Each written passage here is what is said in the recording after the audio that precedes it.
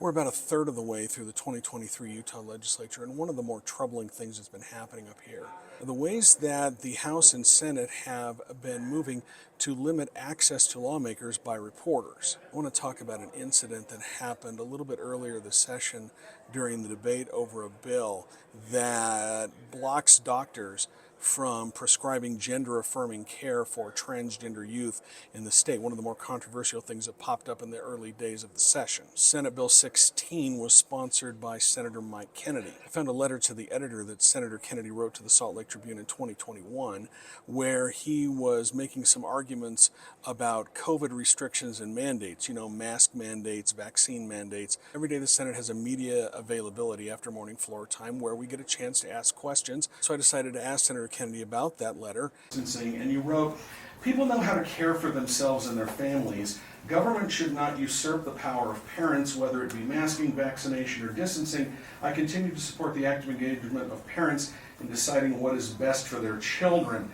In terms of vaccine, which is a medical procedure, can you explain how that position in May of 2021 is consistent with the goals of SB 6? Thanks for that question. That was fully endorsed by all medical communities as far as how things were going at that time. Universal masking as well as universal vaccination was proposed, as well as universal school lockdowns and societal lockdowns. And the healthcare community, trying their best, did their best to propose healthy policies for us at the beginning of the pandemic, and much of that is refuted at this point as entirely wrong and more damaging than helpful. And when it comes to that, I do trust parents in the case of taking care of their children to do the right things, but there is no regulation right now in this area of transgender healthcare, and this bill does a great job bringing a regulatory framework so that our children are cared for in the safest, most effective fashion. So I totally stand by that statement, and I also say sometimes healthcare is in a state of flux, and the state has an entire obligation and purview to regulate in an appropriate fashion, which I think this bill does. I was about to ask a follow-up of Senator Kennedy because he really didn't answer my question. Watch what Senator Dan McKay, who's sitting right next to him, does. He jumps in and starts firing questions at Kennedy, and it's obvious he was doing that to throw Kennedy a lifeline and hijack the conversation.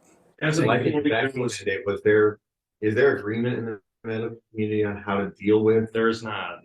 When it comes to the vaccine mandate, some people have had troubles associated with the vaccine mandate in various forms that were much more difficult to them than just the idea of COVID alone. So government has full right and obligation to actually regulate the healthcare providers in our state. And no vaccine gets to that point without a regulatory framework involved as well. So the idea that there is we should go from one part where it's totally regulated, a vaccine scenario, to an unregulated medical procedure, to make analogy between the two. I'm not sure that's a great analogy. Well, it's an excellent point because the FDA at this point has not even authorized these puberty blockers and cross-sex hormones for the use in these minor treatments. That's not something that's been part of my arguments in this case, but none of this has been FDA authorized. All of it is off-label, and in that case, especially when it comes to children, the state has a right to step in. This is supposed to be a media availability, but McKay completely derails the whole conversation. This is troubling because this media availability is pretty much the only chance we get to ask questions of senators. They've banned us from the House and Senate floor. We don't get a chance to approach them during committee hearings. This is pretty much it. I complained about what happened and asked if they could prioritize questions from the press. It is a media availability. Senate staff responded that they were going to keep things the way that they are. Just makes our job harder, which is pretty much the point.